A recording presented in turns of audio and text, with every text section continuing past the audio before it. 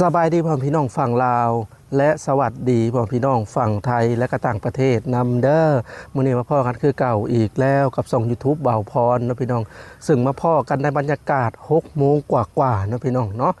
บรรยากาศก็เริ่มเย็นแล้วเนาะพี่น้องบางช่วงถึงเที่ยงหรือว่าบ่าย1บ่าย2ป๊อดโตร้อนแฮงอันนี้เนาะพี่น้องบ่าวพรคิดว่าบ่าวพรเป็นไข้เนาะเพราะว่าเมื่อวานนี่ขับรถตากแดดเนาะพี่น้องประมาณ2 ชั่วโมงกว่าๆ3 ชั่วโมงแบบขับอยู่นั่นล่ะตากแดดเนาะคิดว่าตัวเองสิเป็นไข้นะพี่น้องกับพอดีแดดอ่อนๆ6 โมงกว่าๆกับพอดีแบบว่าเฮ็ดให้มีแห้งในอากาศเย็นเนาะสำหรับคลิปนี้พ่อพรก็จะมาแจ้งเรื่องการซื้อเรื่องการสมทบการซื้อกระท่อมการซื้อที่ดินลุงสมเนาะพี่น้องเนาะก็คือพ่อพรจะมาแจ้งบนนี้เนาะก็คือพ่อพรบ่ได้สมทบแล้วเนาะพี่น้องเพราะว่ามีทั้งผู้ใหญ่ใจดีทั้งซ่องเบาสัญญาเพิ่นจะเป็นคนแบบซื้อคนเดียวเพิ่นเนาะพี่น้องเพิ่นจะเป็นคนซื้อคนเดียวเพิ่นในราคา7 ล้านพร้อมที่ดินเลยเนาะ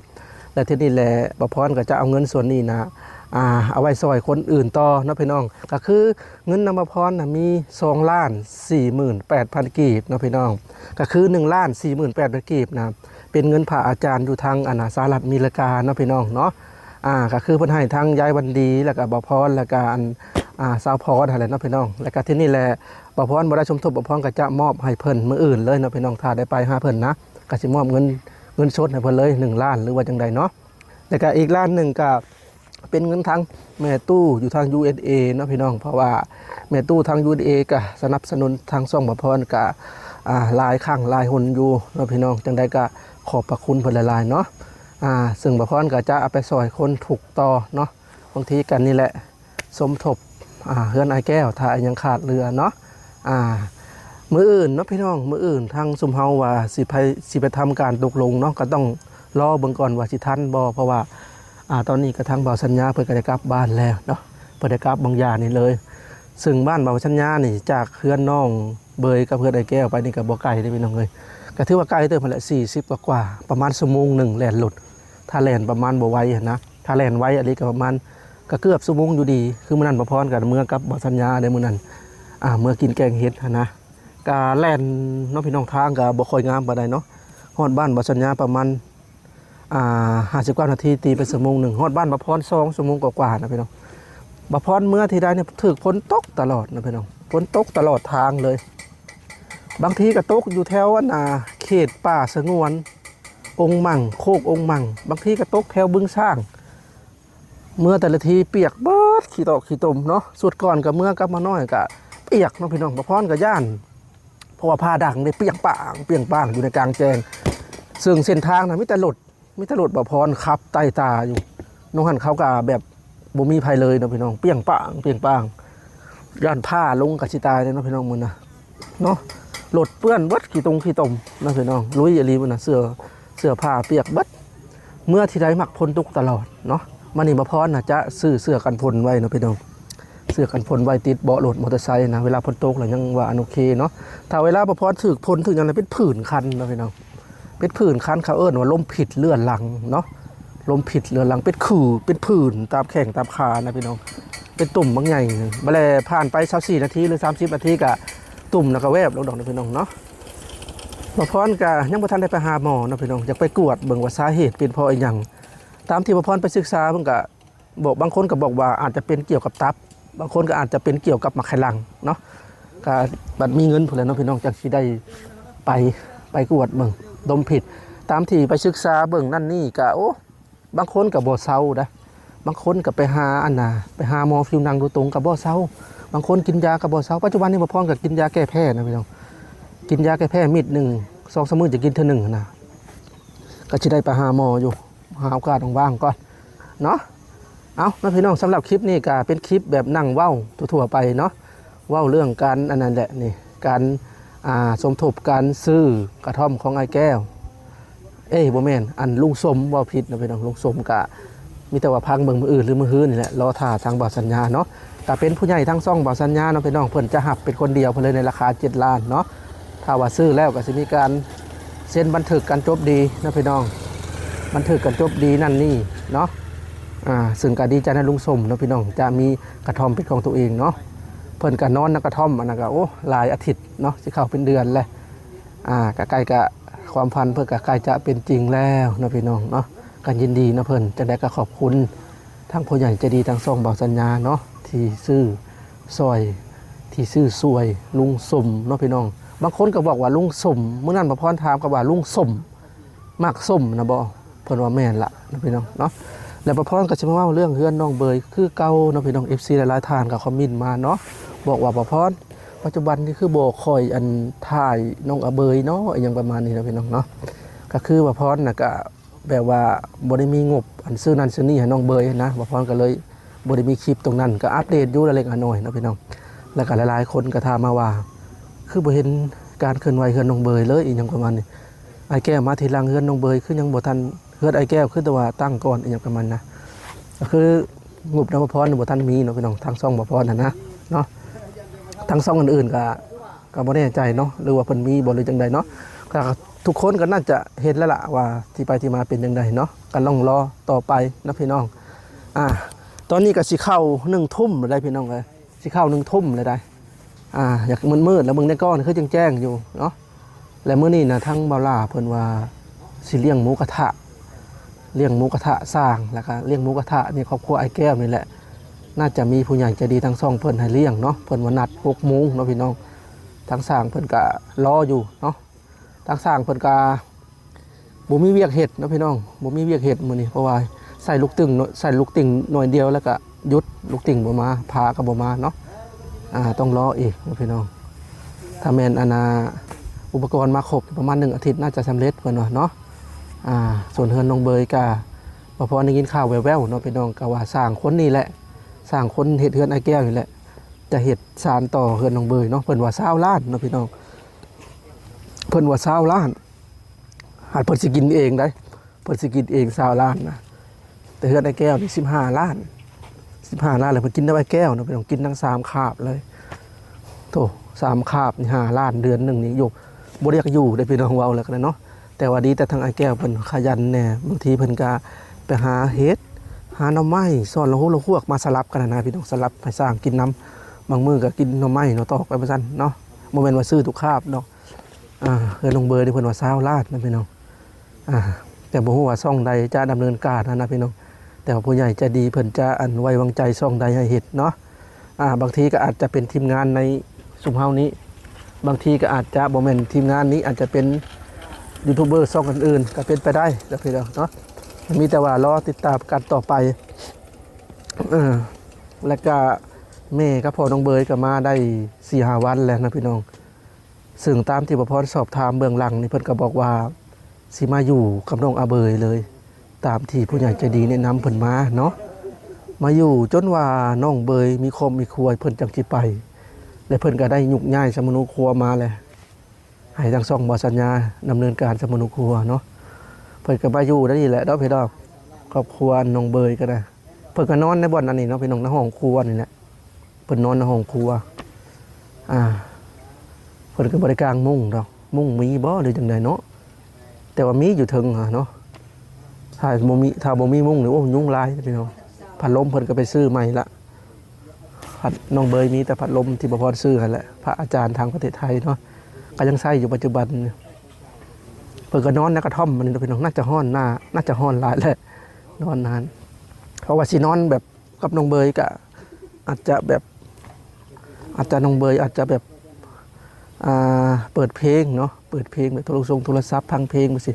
เพิ่นก็น่าจะรบกวนเพิ่นก็เลยแบบมานอนอยู่ข้างล่างแต่ปัจจุบันนี้น้องเบยเพิ่นก็ใส่ทรายสมูทอกแล้วนะพี่น้องใส่ทรายสมูทอกแล้วล่ะกระท่อมในห้อนนะพี่น้องเอ้ยแต่ก่อนนี่อัดเบิดแห้งนักนะพี่น้องกระท่อมน้องเบยตะกี้อัดเบิดเข่าทางบันไดช่วงนั้นซุมมาพรนอนก็โอ้ห้อนบ่ไหววันนี้มาพรคิดโอ้ต้องม่างเอาแหละก็เลยม่างออกแผ่นนึง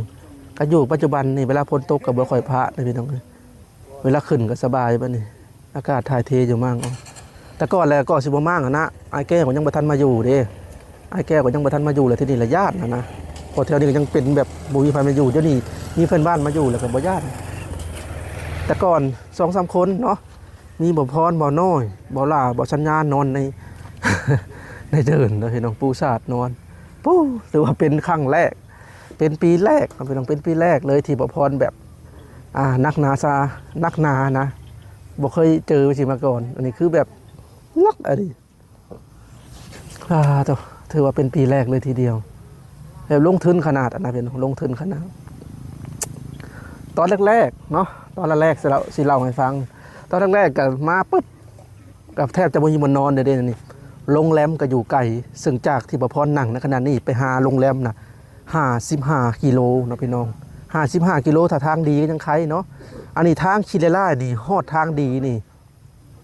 30 หลักทางดีมีแต่25 หลักเอง25 กิโลนั่นเองเนาะก็เลยว่าโอ้จำเป็นหานอนแถวนี้เลยนะพี่น้องหานอนน้ำทีแรกก็นอนน้ำสร้างผู้เหตุกระท่อมน้องเบยนี่ไปขอนอนเพราะอาจจะเป็นเครือยากของโบราณนี่แหละญาติพี่น้องแบบเมืองห้างนี่แหละก็สลับกันนอนพอเพื่อนพี่น้องมันส่งหลังเด้สลับเพื่อนหลังนี้แล้วก็มาเพื่อนหลังนี้เนาะสลับไปสลับมากับใบนอนทุกมือเดี๋ยวพี่น้องก็เปลี่ยนระยะบางทีกับเมื่อบ้านเนี่ยมาเจ้าสมือเมื่อบ้านเนี่ยจนผ่านไปหลายเดือนน่าจะ1 เดือนก็กว่าที่เขา2 เดือนเนาะกับมีตูบพากันนอนนี่แล้วก็ต่อมาก็นี่แหละนอนเรือนในแก้วเนาะนอนอยู่เทิงบัดนี้นะพี่น้องก็สบายมีบนผักพิงเลยถือว่าสบายกว่าจะอันนาเนาะพี่น้องกว่าจะอันอาจจะตั้งเฮือนขึ้นเริ่มต้นจากสูตรเนี่ยโมเมนต์ง่ายเนาะก็คือว่านั่นแหละโมเมนต์ง่ายตอนนี้เฮือนในแก้วก็ใกล้จะสำเร็จแล้วนะพี่น้องได้แล้วประมาณ 70% เลยเนาะมันนี่มีแต่ใส่ฟ้ามาส่งแล้วก็ทำการกบแล้วก็ตอกตะปูแล้วก็เห็ดบันไดแล้วก็ก่อก่อบันไดดินบล็อก3 คันแล้วคือได้ยินข่าวว่าสิลาดพื้นนะบอกอันนี้ก็ไม่แน่ใจเนาะแต่มันได้ลาดพื้นนะโอ้คักนะพี่น้องจังได้ก็ดีใจน้ำไอ้แก้วหลายๆนะพี่น้องที่ได้ทุกสิ่งทุกอย่างเนาะดีใจนะเพื่อนหลายๆที่ดินก็เท่าใดเลยแต่ก่อน15 คูณ 18บันนี้25 คูณ 18ถือว่ากว้างขวางเลยทีเดียวที่ดินของเพื่อนก็ได้เนาะทั้งเมตู้ USA เนาะพี่น้องแล้วก็ทั้งอ้ายใหญ่ใจดีเนาะฐานแรกแล้วแหละที่ซื้อที่ดึงไอ้แก้วจากบ้านนาทองมาอยู่อันบนนี่เนาะก็คืออ้ายใหญ่ใจดีเพิ่นก็ให้ประพรเป็นสะพานบุญให้เนาะแล้วก็ถมดินต่อมาก็เมตู้ทั้ง USA ถมเพิ่มอีกซื้อดินเพิ่มอีกขอบคุณทุกท่านเลยนะพี่น้องที่ช่วยเหลือไอ้แก้วเนาะน้องพี่น้องบรรยากาศก็เริ่มเย็นเลยจักน้อยนึงนะพี่น้องช่วงประมาณบ่าย 1 บ่าย 2โอ้สุภพรก็ซื้อเปมานอนนี่เลยฮ้อนเนาะก็ได้แต่พัดลมอันน้อยๆแล้วเป่าเกือบสลบนะพี่น้องความฮ้อนเพราะว่าคนตุ้ยนี่เวลาเจอความฮ้อนนี่ไขมันละลายอยากเป็นวินเป็นเวียนพอไขมันประพรนี่200กว่าเกือบ300ไขมันเกินมาตรฐานปัจจุบันนี้ก็ลดอยู่นะพี่น้องพวกน้ำอร่อยลมก็บ่ค่อยกินนะพวกน้ำตรงตาลมาพร้อมก็เลิกประมาณน่าจะ2 ปีได้เลยจะละกินแต่น้ำเปล่าน้ำอร่อยลมของหวานในลดนะพี่น้องลดน้ำตาลคือยาพิษเพิ่นว่าเนาะลดของหวานรักษาสุขภาพตัวเองนะพี่น้องปัจจุบันนี้รักษาสุขภาพตัวเองเพราะข่าวจะนักอยู่แต่ว่าแต่บ่ได้ออกกำลังกายนั่นแหละยังบ่ทันมีเวลาเนาะถ้ามีเวลาออกกำลังกายปั่นจักรยานนะพี่น้องก็น่าจะโอเคหรือว่าวิ่งแล่นเนาะแต่ก็ยังบ่ทันอันอยากแล่นอยู่ครับยังบ่ทันมีเวลานะพี่น้องจักสิว่าได้แต่ไม่ได้ออกกำลังกายแล้วเป็นการดีเลยเนาะบ่พรอันเวลาไปในเมืองเนาะพี่น้องไปสวรรค์เห็นก็จะปั่นจักรยานโอ้มีแต่คนแบบพวกนักปั่นนะพี่น้องมีแต่คนหน้าตาผิวพรรณดีได้เขาปั่นเนาะเขาออกกำลังกายแบบคนจะจอยเนื้อแน่นๆนะพี่น้องแข็งแห้งแน่นอนปั่นจักรยาน40-50 ลักคนออกกำลังกายสังเกตนะพี่น้องผิวพรรณจะดีเนาะห่างกายหัวใจนี่แข็งแห้งแน่นอนเนาะก็มีแต่ว่านะพี่น้องสำหรับคลิปนี้ก็เป็นการโอ้ลมเนาะโอ้ลมเรื่องทั่วไปเนาะเรื่องลุงสมเรื่องการกลับบ้านเรื่องพักอาศัยเรื่องการเดินทางนะพี่น้องก็คือมานั่งโอ้ลมกันเพื่อ FC เพิ่นมาฮู้เนาะคือประพรมากอะเป็นคืนที่2นี่นะพี่น้องคืนที่2มาแต่วานนี่เนาะเมื่อวานประมาณเที่ยงประพรคิดว่าน่าจะอยู่อาทิตย์หนึ่งนะพี่น้องยังจะอยู่อาทิตย์หนึ่งแล้วก็กลับเนาะถ้าที่เที่ยวไปเที่ยวมาเนี่ยป้า100 กิโลนะพี่น้อง100 กิโลเต็ม ถ้าเมื่อทางลัดน่ะนะถ้าเมื่อทางลักเมื่อทางแบบโค้งทางดีนะพี่น้องทางดีก็บ่แม่นดีจ่าเลยพี่น้องก็คือจากนี่ไปน่ะ30 ลักจังฮอดทางดีนะน้องหันก็120ทะลี่ไปเนาะก็ว่าจะฮอดนั่นแหละสุดท้ายก็จากเมื่อทางลัดนะพี่น้องเพราะว่าสมธรรมชาติไปนำเด้บ่ว่าสิเป็นอันน่ะงัวควายตรงไห้ตรงหน้าป่ามงป่าไม้นี่พี่น้องแต่เมื่อทางลัดเอาเนาะได้ชมบรรยากาศถ้าเมื่อทางลักน่ะบ่จักหลดบ่จักล้างวุ่นๆบันๆค่อนข้างจะบ่ค่อยปลอดภัยปานใดนะพี่น้องเอานะพี่น้องทางสร้างเพิ่นก็กลับแหละเพิ่นอุตส่าห์รอเนาะเพิ่นรอตั้งแต่เที่ยงว่าสิกินหมูกระทะสุดท้ายเลื่อนเป็นมื้อใหม่บ่ได้จังไดเนาะน่าจะเลื่อนเป็นมื้อใหม่โอ้เอาบ่เป็นหยังนะพี่น้องก็นี่แหละเพราะว่ายังสิอยู่ลายมืออยู่ดอกลายมืออยู่แต่ภารกิจแล้วก็สิอาจจะไปทางใหม่น้ำเนาะพี่น้องก็หิวนอนบ่อิ่มมาพรก็นะเพราะว่านอนนี่ประมาณเกือบ11 โมง 10 โมงกลางคืนนอนแล้วก็ตื่นตั้งแต่ตีสี่เกือบตี 5ก็ตื่นแล้วเพราะว่ามันแจ้งไวเลยพี่น้องทีนี้ตี 4กว่าตี 5นี่แจ้งกลางปางโอ้เนาะกับเจ็บกระต้นกระโตเนาะพี่น้องมาพรลืมถือผ้าห่มมาแต่เหือนถือผ้าห่มตัวโตนะพอได้มาปูนอนอันนี้ปูสาดเนาะเจ็บกระต้นกระโตเดี๋ยวจักหน่อยจะเข้าไปเบิ่งในจุดซุ่มนะพี่น้องที่ซื้อผ้าห่มมาปูเนาะลืมถือมันนะพี่น้องถ้าได้ผ้าห่มตัวโตมาปูนี่คักเนาะเอานะพี่น้องสำหรับคลิปนี้มาพรกับสิขอตัวจบคลิปก่อนเด้อพี่น้องเนาะสำหรับคลิปนี้ก็บ่มีอย่างไรเนาะการได้มาเล่าให้ FC พังนะพี่น้องว่าที่ไปที่มาเป็นยังไงเนาะขอบคุณสำหรับ FC ทุกท่านนะพี่น้องที่เข้ามารับเบิ่งรับชมคลิปของมาพรเนาะขอบคุณผู้ใหญ่ใจดีทุกท่านนะพี่น้องที่สนับสนุนที่เคยสนับสนุนส่งมาพรเนาะไปแล้วครับพี่น้องสบายดีและสวัสดี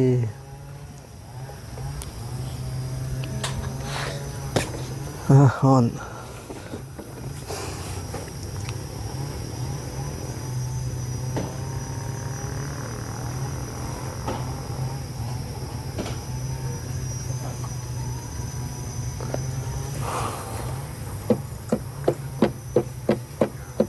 ช่วงนี้เวลาค่ำละ7 โมงกว่าเนี่ยยุงหลาย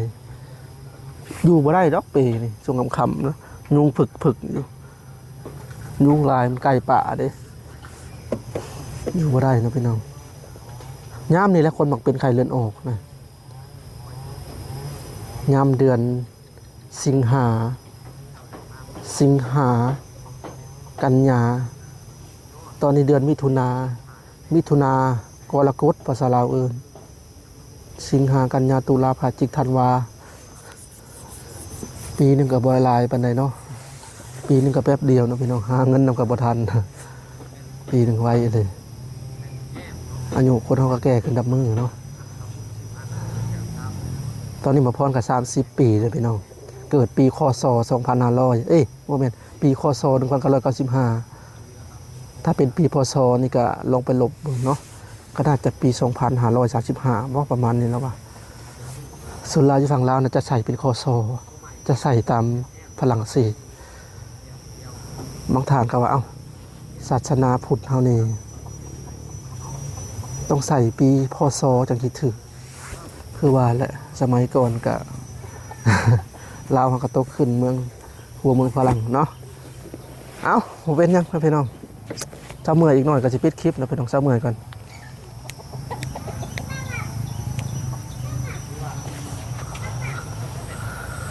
ต้นบกต้นแรกพี่น้องที่มาเจอบ่แม่นมาเจอมาพักผ่อนน้องบ่น้อยสวัสดีโอ้เย็นอยู่บ่นั่นนี่แม่นบอนที่พักอาศัยพี่น้องเนาะบอนจุดซุ้มบอนพักผ่อนพี่น้องเนาะนี่แหละต้นแรกได้บ่นี่ต้นแรกเลยเนาะของบ่พรที่ได้มาแต่บ่ก็มาน้ำหลังพี่น้องเนาะต้นแรกแต่ก่อนนะ6ได้แถวนี้ทางน้ำจังเป็นแม่นนะมาน้อยก็มาแต่สิปูนเนาะแม่นมาแต่เซโปนกับไปช่วงนั้นกับปุกเบิกกับทางอาจารย์ลาวแล้วก็ทีมงานทางเมา ครับบ่ เพิ่นก็ต้องสลับกันไปนะพี่น้องแล้วเพิ่นก็สลับไปสลับมาไปทางใดก็ม่วนคือกันเนาะ แม่นมีขาสำคัญพี่น้อง ทั้งพี่แบบยังออกธรรมชาติหลายเนาะ แม่นนั่นแหละทางออกธรรมชาติ อากาศเป็นได้จะผุนเย็นบ่ แม่นโซนน่ะอยู่พุ่นน่ะอาจจะเย็นแน่นะ ใกล้ภูเนาะ ภูมันภู อื ผาม บริจาคเลือดแล้วบ่พอได้ผูกข่อย ฮะ เป็นยุ่งนี่ โอ้ บริจาคเลือดอยู่ ที่จะบริจาคเรื่องให้กาแดงใช่ไหม ยุ่งพี่น้องเอ้ยเนาะ เริ่มจะเข้า7 โมงแล้วมียุงเลย เต็มอยู่ บ่ได้หันน้องกลางคืนกับเป่าพัดลมมาเนาะ แม่นๆเอาลม เอาน้องพี่ต้องไปก่อนเนาะบ่น้อยเนาะ โดย สบายดี สบายดี สบายดี พ่อแม่พี่น้องเด้อสบายดี เออ